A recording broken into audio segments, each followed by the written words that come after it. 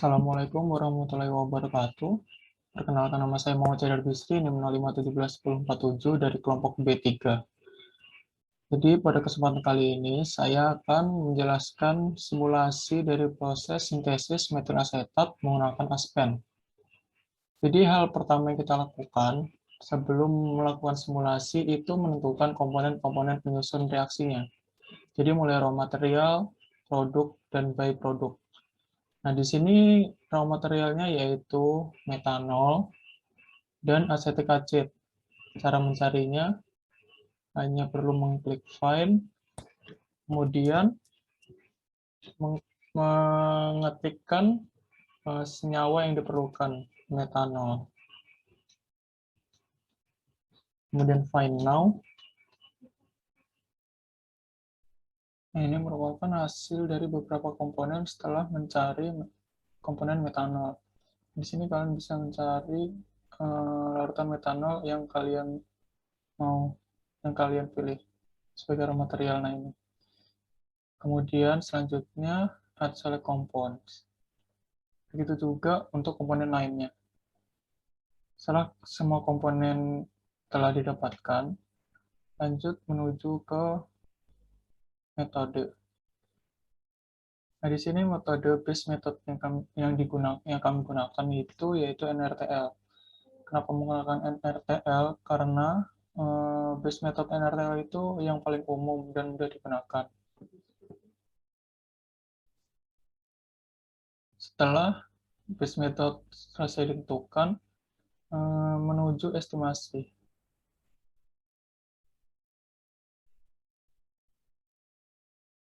Nah, dari estimasi ini selanjutnya di-run untuk dicek status dari properties-nya. Apakah sudah aman untuk melanjutkan step berikutnya atau tidak.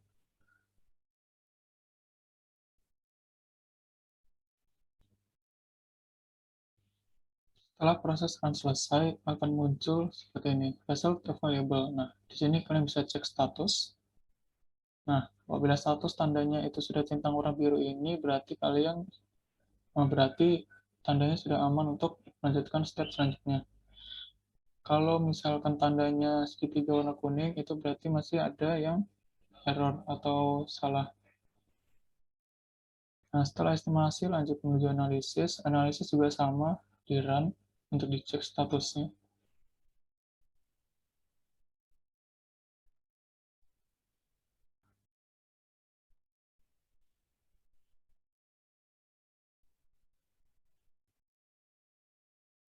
Nah, setelah selesai cek status, nah ini berarti aman untuk melanjutkan step selanjutnya. Nah, di mana step selanjutnya yaitu menuju ke simulasi.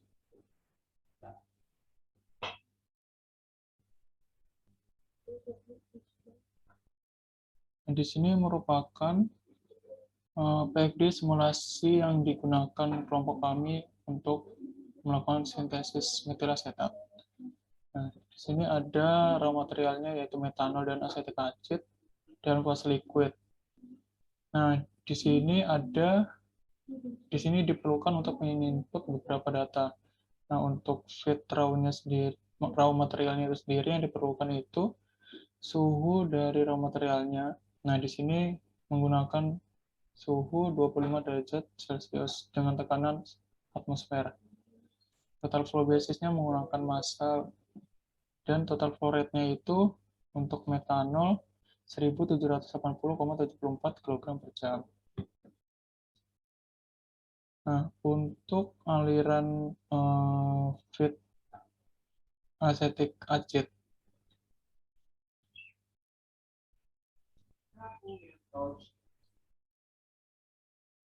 itu temperatur yang digunakan sama menggunakan suhu ruang 25 derajat Celcius dengan tekanan 1 atm, total flow basisnya menggunakan massa, dan total flow rate-nya itu 3.337,6 kg per jam.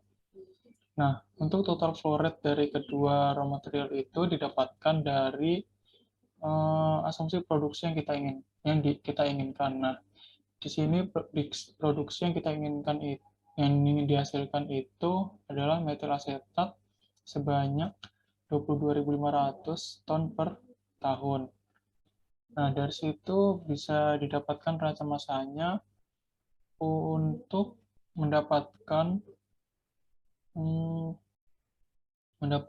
total flow rate yang diperlukan untuk menghasilkan produk tersebut.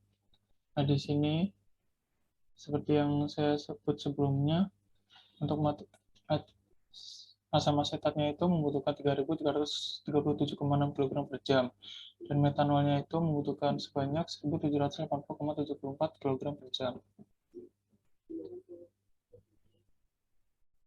Kemudian uji menfosit lagi ke alat selanjutnya, yaitu mixer.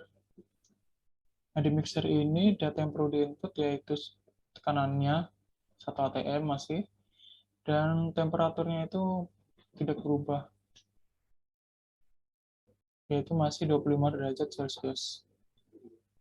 Untuk maksimum iterasi dan error tolerance ini tidak diubah. Dari mixer lanjut menuju ke heat exchanger. Nah, untuk data yang diperlukan di heat exchanger itu seperti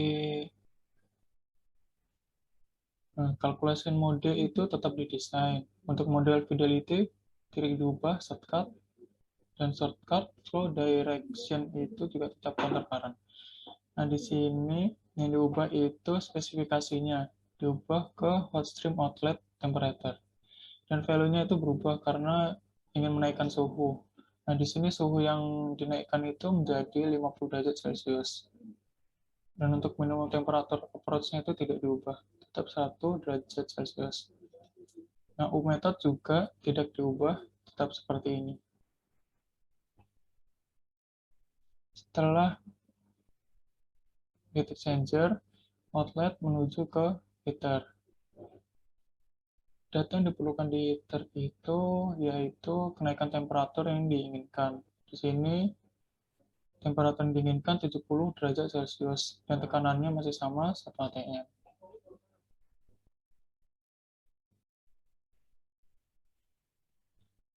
Nah, outlet dari heater itu kemudian akan masuk ke reaktor. Data yang diperlukan di reaktor berupa untuk data spesifikasinya yaitu tekanannya 1 atm. Temperaturnya itu sama 70 derajat Celcius, cuman ini dalam satuan Kelvin menjadi 343,15. Untuk fluid base-nya itu liquid only, dan spesifikasi type-nya itu mengulang residence time, karena berdasarkan jurnal itu tergantung lama waktu larutan di dalam reaktor, yaitu selama 250 menit. Untuk reaksinya sendiri itu hanya perlu memindahkan reaksi set ID-nya. Jadi dari kiri, ketika diklik ini, reaction set ID menjadi kanan, selection reaksi set. Nah, untuk katalis ini, katalis yang digunakan yaitu katalis padat Indion 180. Nah, untuk katalis loadingnya itu sendiri didapatkan dari nilai R. Nah, nilai R-nya itu didapatkan dari KF metil asetat. Nah, didapatkan 0,05 gram. Nah, untuk partikel density-nya itu 0,6 gram per cc. Dan lanjut ke alat berikutnya, yaitu kembali ke heat exchanger. Nah, ini masih sama, tidak berubah. Nah, dari heat exchanger ini suhu akan didinginkan di cooler. Nah, suhu diturunkan hingga menjadi 25 derajat Celcius, tekanannya masih sama. Kemudian dari cooler masuk ke distilasi. Nah, data yang dibutuhkan untuk distilasi itu sebagai berikut. Number of stage. Nah, number of stage ini didapatkan dari reference jurnal yang kita gunakan. Nah, di reference jurnal itu menggunakan stage 25 stage di distilasinya. Nah, untuk kondensornya itu set di total, di boiler tetap di kettle, valid phase-nya vapor liquid, karena produk atas vapor, produk bawah liquid, konvergensnya tetap di standar, tidak diubah. Nah, untuk operating spesifikasi diubah menjadi revolt ratio dan distillate to feed ratio dengan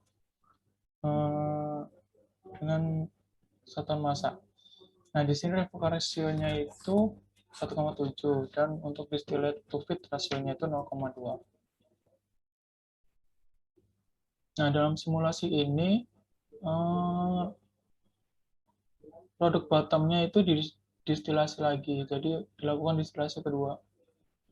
Nah, pada distilasi kedua ini konfigurasi yang dibutuhkan juga tidak terlalu beda, number of step-nya sama, condenser tetap di total, boilernya juga tetap kettle, valid phase vapor dan liquid, convergent standar. Nah, hanya berbeda di bagian distillate to feed rasionya menjadi 0,7. Untuk bagian pressure-nya itu di set 13 bar. Begitu juga di distilasi pertama sebelumnya. Di set 13 bar. Untuk ada yang tidak diubah, tidak dari boilernya juga tidak ada yang diubah.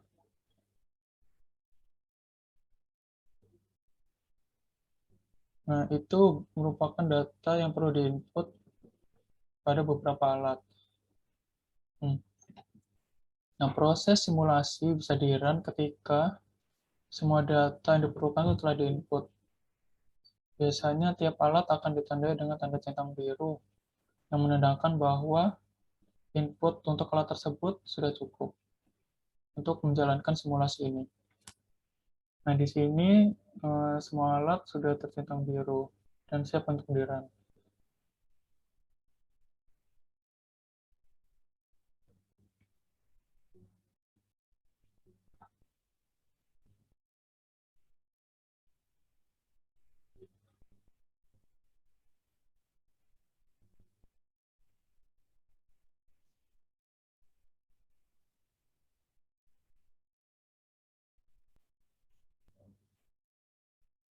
Nah, di sini proses run telah selesai.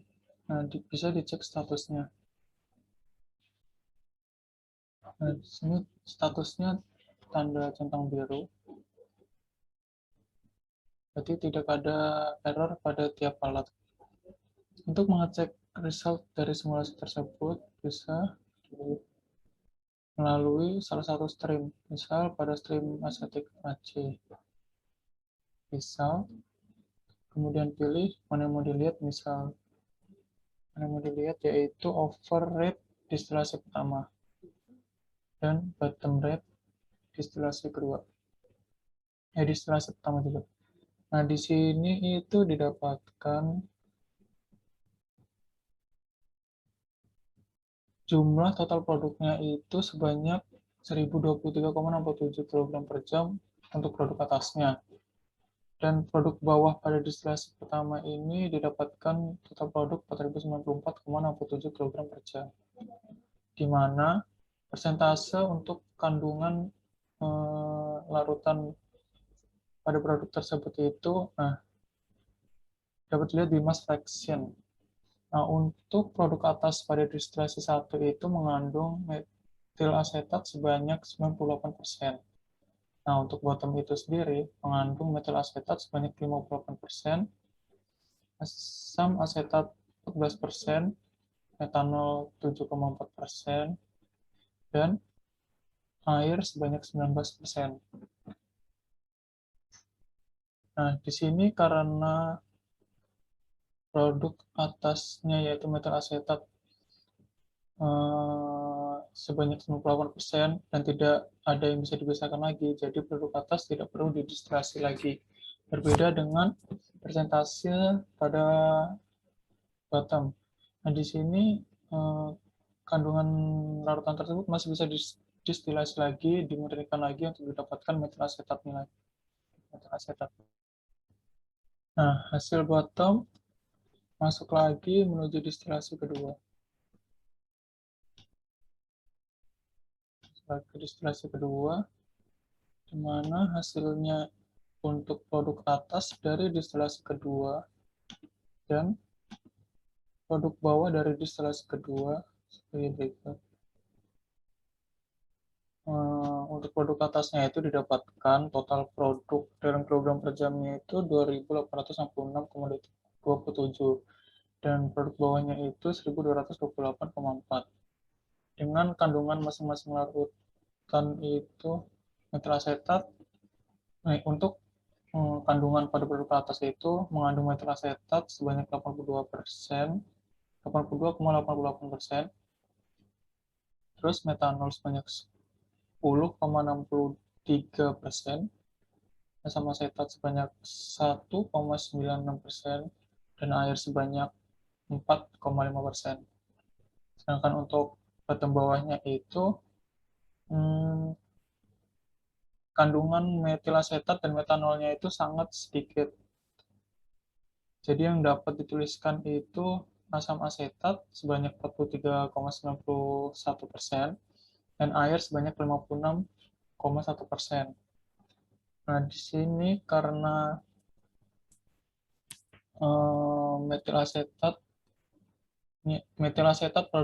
pada produk bawah itu sudah sedikit, jadi tidak dilakukan distilasi lagi. Dan untuk produk atasnya sendiri, karena kandungan larutan selain metilasetat itu terbilang cukup sedikit, tidak dilakukan pemisahan lagi, pemurnian lagi. Nah, berdasarkan asumsi flow rate awal tadi, pada akhirnya didapatkan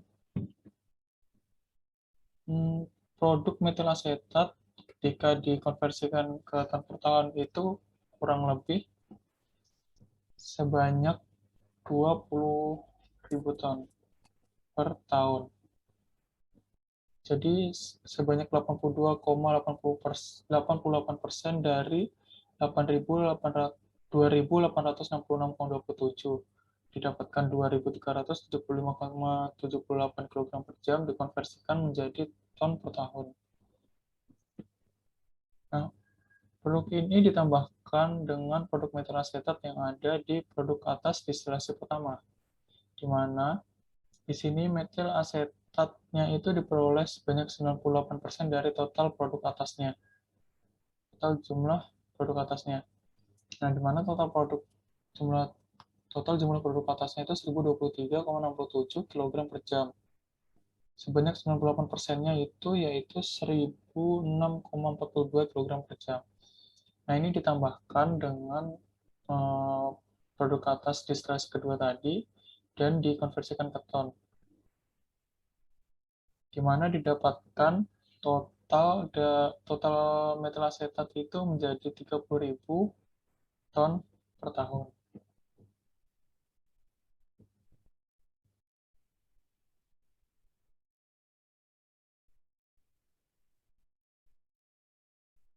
Sekian dari simulasi Aspen kelompok kami. Terima kasih atas kesempatannya. Wassalamualaikum warahmatullahi wabarakatuh.